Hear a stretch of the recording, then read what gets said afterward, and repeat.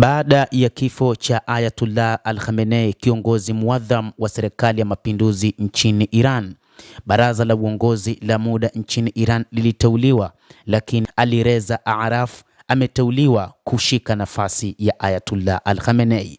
Baraza la utambuzi lilimchagua Ali Reza Araf, mjumbe wa wanasheria wa baraza la walinzi, kuwa mjumbe wa wanasheria wa baraza la uongozi wa muda katika Jamhuri ya Kiislamu ya Iran.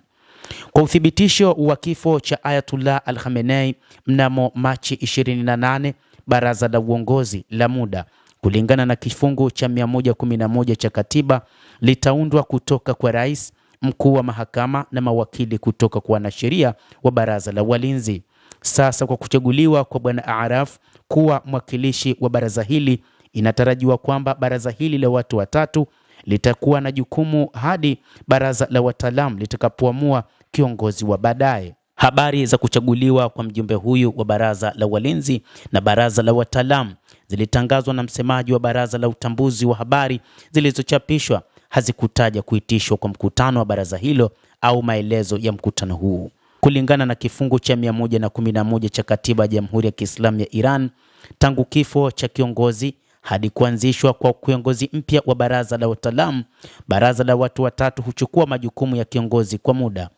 Baraza hili bila shaka halina mamlaka kamili, na katika hali zifuatazo maamuzi yake yanaweza kutekelezwa tu kwa idhini ya robo tatu ya wanachama wa baraza la utambuzi: kuamua sera za jumla za mfumo, kutoa amri ya kura ya maoni, tangazo la vita au amani, na kuondolewa madarakani kwa rais. Hizi ndizo kazi zake. Lakini moja kwa moja tuende tukamfahamu Ali Reza Araf.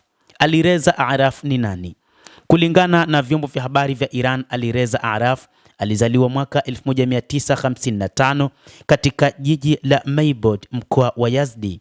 Baba yake Mohamed Ibrahim Araf alikuwa mchungaji mwenye bidii katika wakati wake, ambaye alipinga utawala wa Mfalme Pahlavi na alikuwa akiwasiliana na makasisi walio karibu na Ruhullah Khomeini.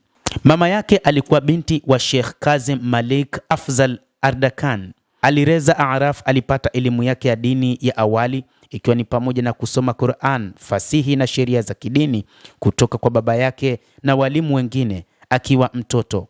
Alihamia Qom mwaka 1960 na baada ya kumaliza shule ya msingi alianza kusoma katika seminari mwaka 1977. Baada ya kukamilisha kozi za utangulizi alianza kuhudhuria madrasa nje ya sheria mwaka 1977 na alisoma na mamlaka kadhaa za kidini za Kishia kama vile Murtaza Hair, Mohamed Fazel Lankaran, Hussein Vahid Khorasan, Javad Tabriz, Ali Meshkin na Hassan Zade Amol, na alihudhuria madarasa ya falsafa ya Mohamed Taqi Misbah Yazdi. Pia ana taaluma ya ualimu katika seminari na vyuo vikuu kama vile Allame Tabatabai na Tarbia Modaris, na amesimamia na kushauri tasnifu nyingi. Ali Reza Araf alikuwa mshiriki wa kisiasa tangu ujana wake. Alijiunga na mapambano na baba yake dhidi ya utawala wa Pahlavi. Alikamatwa akiwa na umri wa miaka 16 na kufungwa kwa muda. Mwaka 1979 shirika linaloitwa Baraza la Usimamizi wa Wanafunzi Wasio wa Iran lilianzishwa ili kuandaa wanafunzi wasio wa Iran katika seminari ya Qom.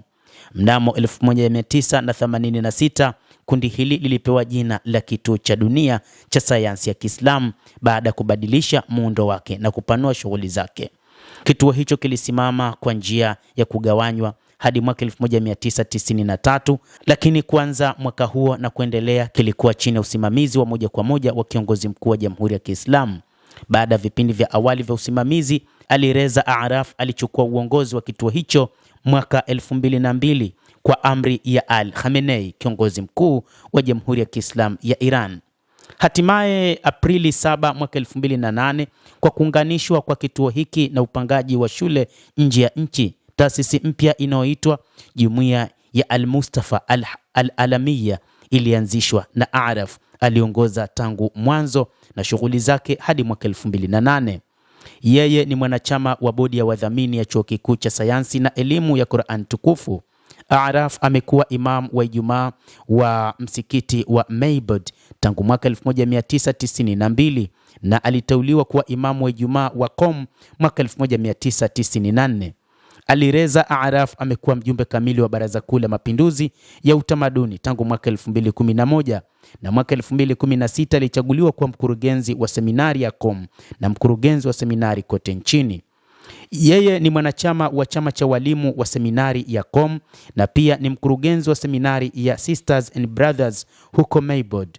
Araf aligombea uchaguzi wa bunge la wataalamu mnamo mwaka 2015 kutoka jimbo la Tehran, lakini alishindwa kupata kura zilizohitajika. Alijaribu bahati yake kwa mara nyingine tena katika uchaguzi katikati ya muhula wa bunge la wataalamu na akafika kwenye bunge hili.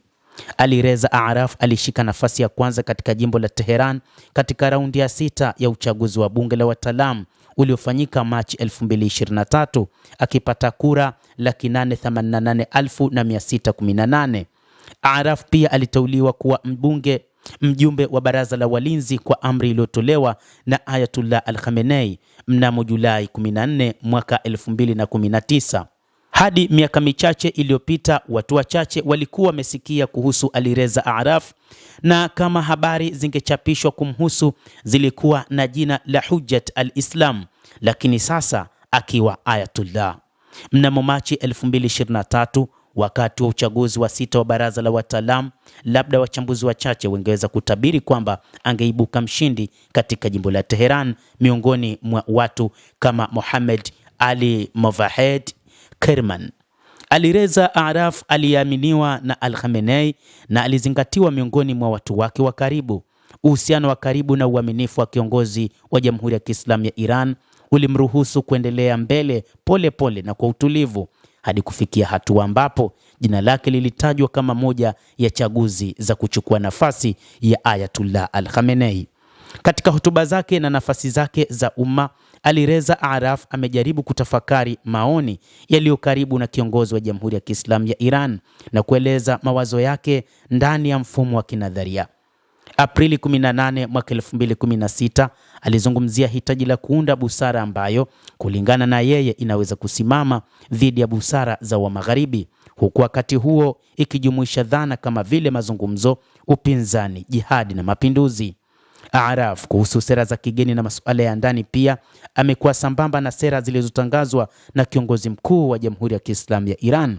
Anasisitiza mwendelezo wa programu za ulinzi, hitaji la kujibu misimamo ya Marekani na sera za ukuaji wa idadi ya watu.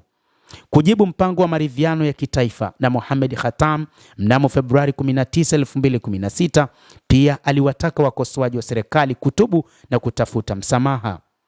Julai 2017 wakati wa mahubiri ya sala ya Ijumaa huko Qom, alielezea Marekani kama mhimili wa ukiukwaji wa haki za binadamu duniani.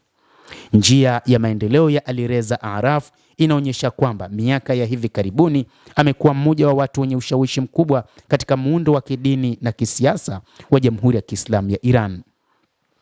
Seti ya majukumu aliyokabidhiwa kwa seminari, taasisi za elimu za kimataifa na baraza la wataalamu pamoja na Imam Al-Khamenei vimemjenga nafasi ambayo imeweka jina lake pamoja na chaguzi zinazowezekana za uongozi wa siku zijazo. Kwa kuondoka taratibu kwa kizazi cha kwanza cha viongozi wa kidini, nafasi ya Araf imepewa kipaumbele zaidi kuliko hapo awali, na jukumu lake katika maendeleo ya siku zijazo katika muundo wa madaraka linaweza kuwa maarufu zaidi.